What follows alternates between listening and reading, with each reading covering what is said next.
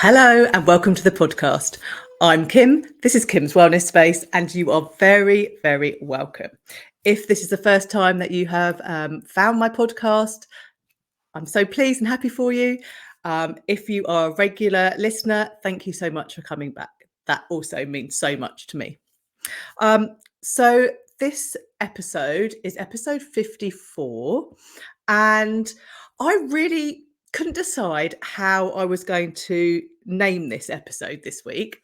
And also, it fascinates me how I get inspiration to come on and talk about all sorts of different things on here to do with wellness. And I think it's when you are aware and you notice things, you become more aware and then you notice more, don't you? And I think that is the thing. And that's why with wellness, it can be quite repetitive. We can be talking about the same kind of things over and over again.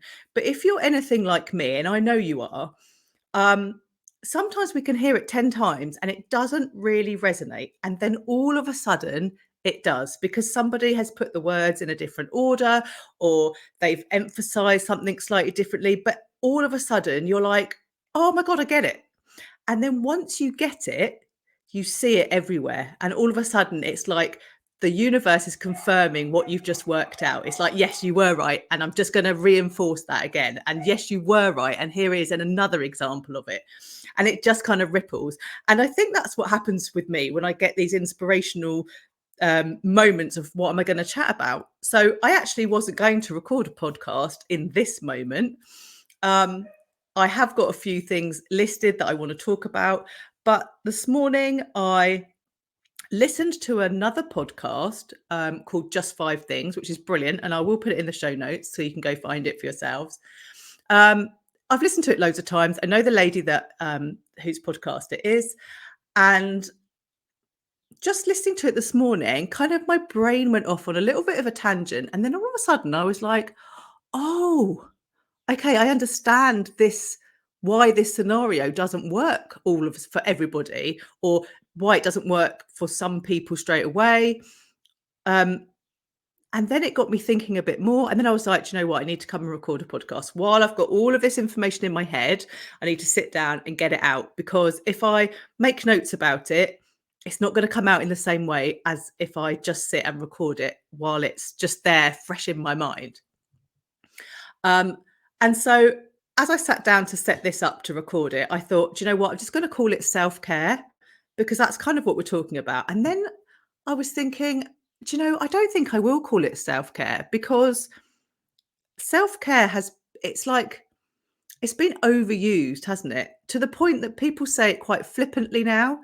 And they don't necessarily, it's not that they don't understand what it means, but they don't actually practice self-care because it's like, oh, it's a bit of a joke, I think. Like, it's like anything, isn't it? When a word's been overused, it kind of loses its power. And I think self-care can fall into that. And it also can be a bit overwhelming because what I might consider self-care would definitely not be self-care for you and vice versa. So I decided that I would call this podcast Taking Care of You because that's what self-care is really. It's taking care of ourselves. It's doing things for ourselves that nurture us, that restore us, but also that energize us, that make us strong and make us feel well. And our well-being is primarily what we're here for. This is why I have the podcast. It's why I do what I do. I want us to have really good well-being. I want our health and fitness to be brilliant. I want us to be kick-ass old grannies. And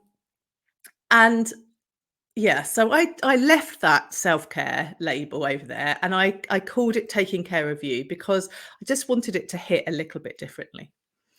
And so having listened to this podcast this morning, it just got me thinking about some of the clients that I've worked with recently, some of the ladies that just generally I've chit chat to on Instagram, who are kind of like in my world. Sometimes they reply on my newsletters.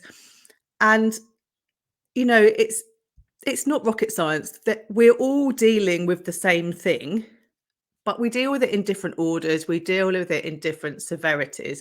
So, of course, the way to solve or to help ourselves is going to be different, and it's going to look different for every single person. There is no one thing fits all when it comes to your wellness, because it just doesn't work like that. Like, we're all too different.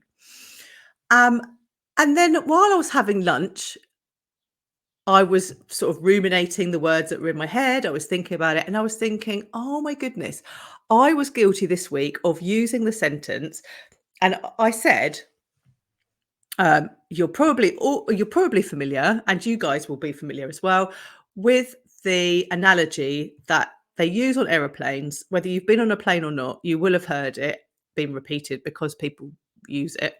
That says, if the oxygen is low, the masks will drop. Put your mask on first, and then help your children or people that are next to you if they need help. And I was thinking about that, and then all of a sudden I was thinking, of course that doesn't work for us.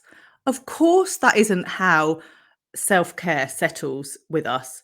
Because if you're in that situation on an aeroplane and there's no oxygen and the mask's full, of course you're going to put yours on and then deal with the next person, because you're in that emergency situation. But if you then use that analogy for self-care in your life, well, we're not in an emergency situation every day. Oh, well, hopefully we're not. Sadly, we know the state of the world. Some people are absolutely in a desperate state. But I'm talking about us that have the lives like I do, that we're not in that desperate state.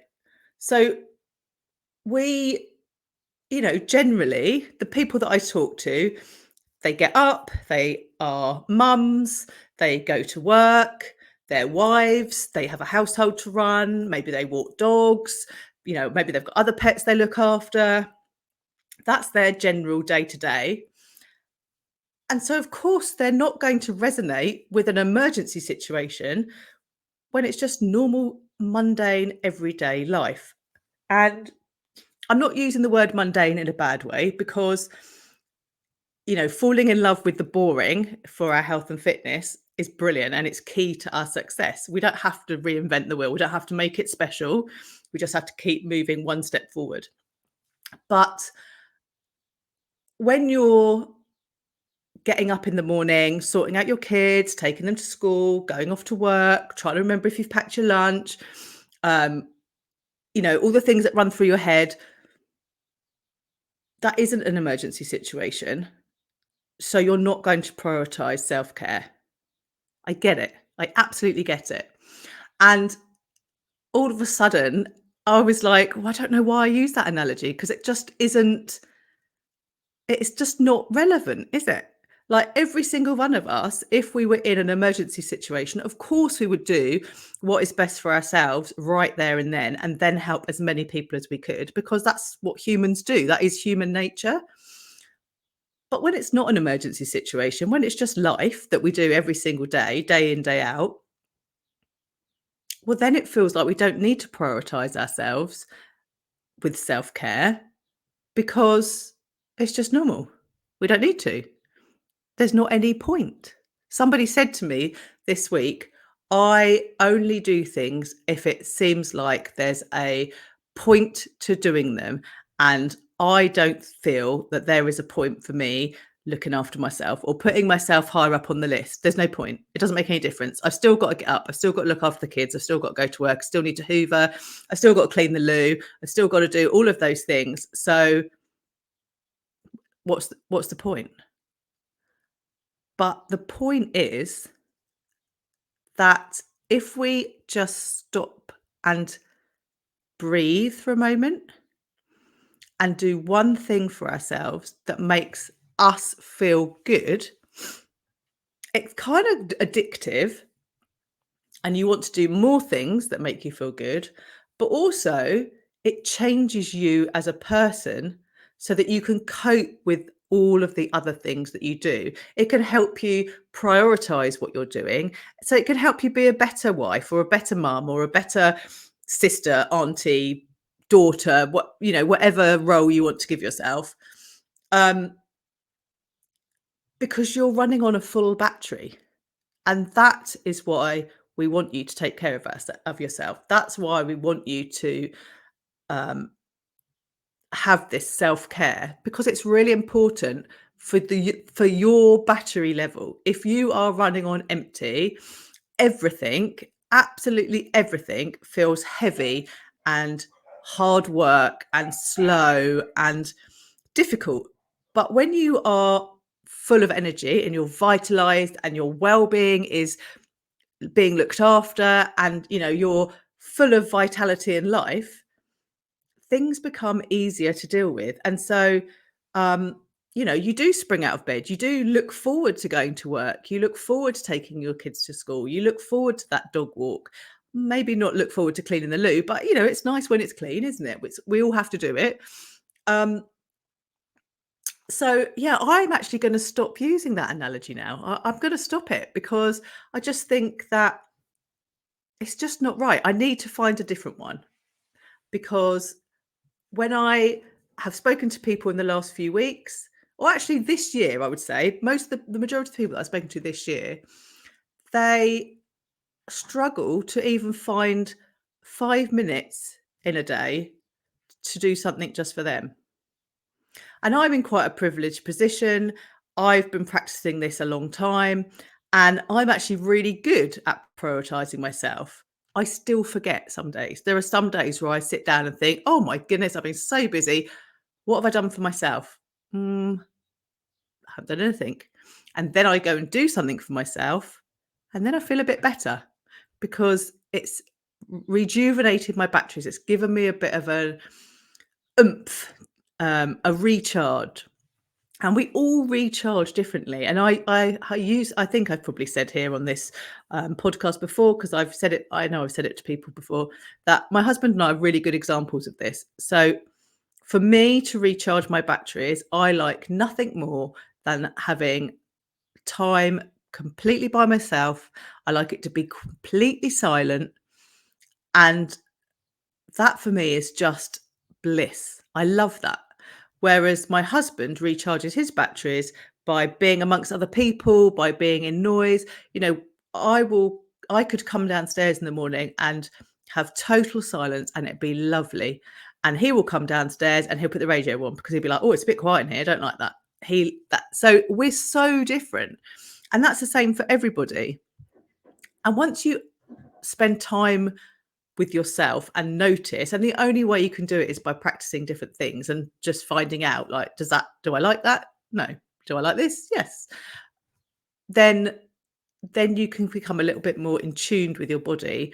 And I know that when I've been really busy and I've spoken to lots of people and we've been out lots, I can feel my energy levels starting to drain, and I know that I need to have, oh, I've got a fly, that day completely for me.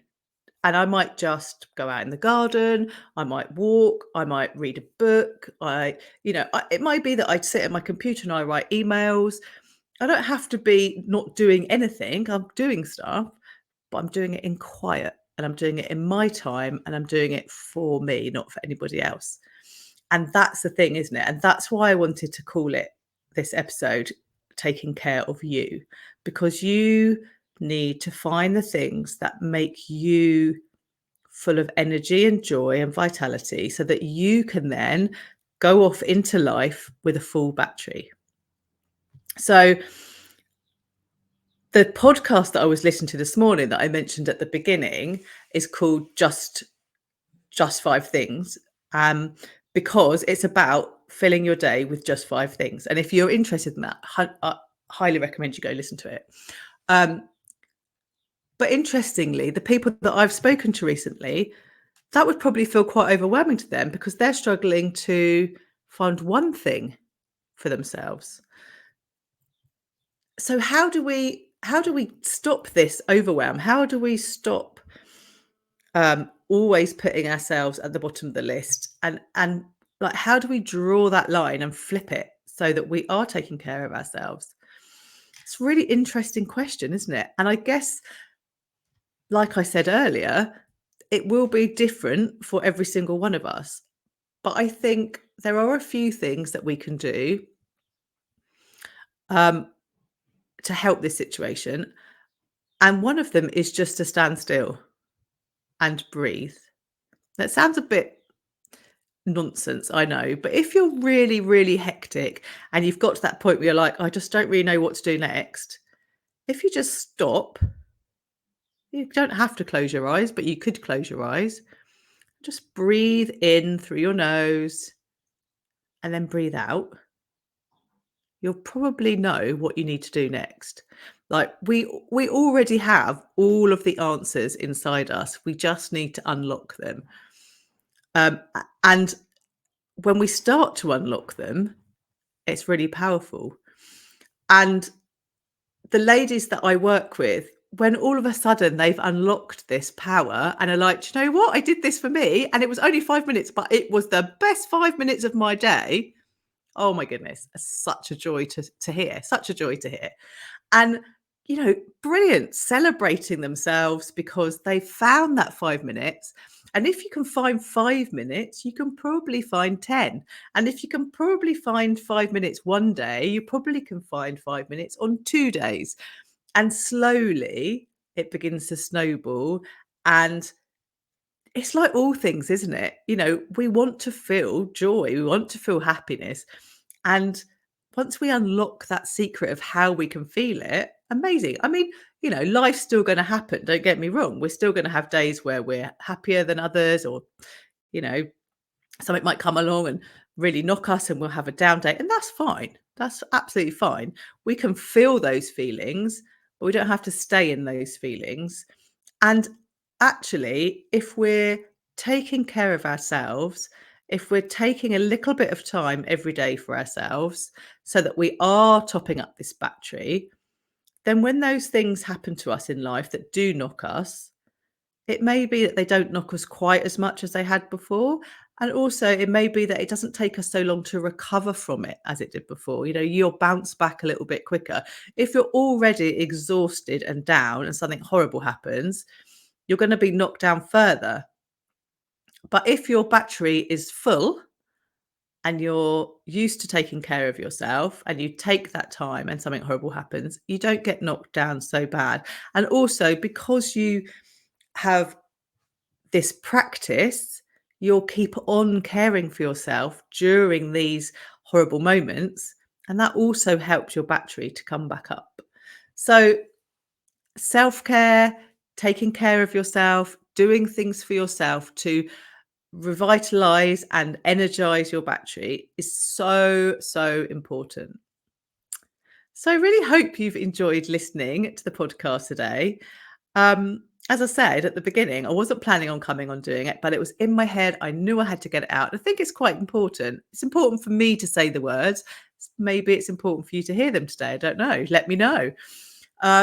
As always, thank you so much for listening. Like, share, subscribe, do all the things, because if you do all that, it really helps the podcast. It helps get it out there so that other people can hear it as well.